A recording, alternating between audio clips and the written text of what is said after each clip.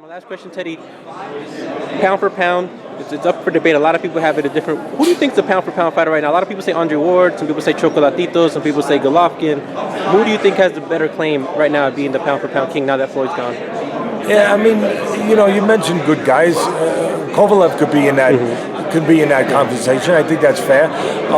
But listen, if Andre Ward had stayed busy, I would close my eyes and say Andre Ward. But he hasn't been active. That's the only thing that hurts him a little bit. But I close my eyes and say him because he fought everybody, in that tournament and everything. He fought everybody out there in his division, and he beat everybody pretty handily. And to me, he's the best package.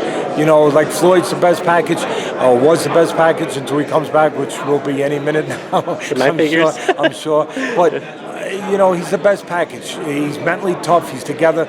You don't defeat him mentally, and that's where I start. That's the most important part of it. He's technically solid. He can go get you. He can box. He can counter. He can do everything in that ring. He's got good skill sets. The physical abilities. The only thing, he's getting a little older and he hasn't been real active. That's the only thing.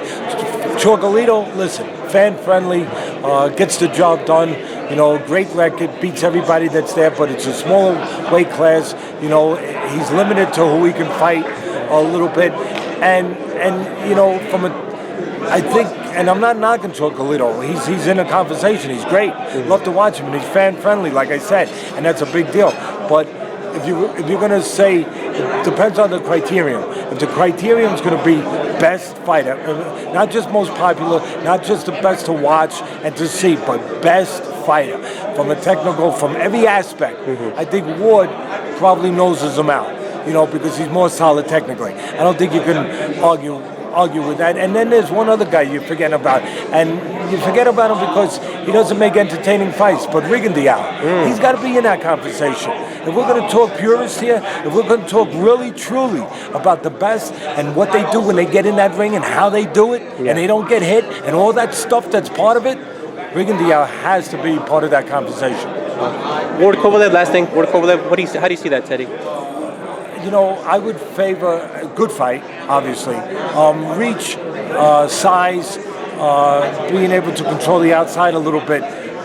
Maybe a little advantage to Kovalev, believe it or not, because most people think of him as a seek and destroy missile. I don't. I think of him as a boxer, more of a boxer. And I think that with his length and his legs, that he have a good chance of boxing and having some good fortune, some good success with Ward by boxing and controlling the outside. So in that way, I think that it would be very interesting, and he could give Ward trouble with that. But at the end of the day, again, the thing that worries me, Ward getting up there in age, but again, hasn't been active.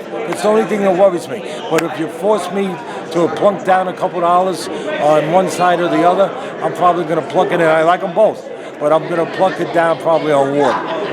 Well, Teddy, you've been very generous with your time. Thank you so much. One of my favorite interviews. I appreciate you. Thank you so much. My pleasure.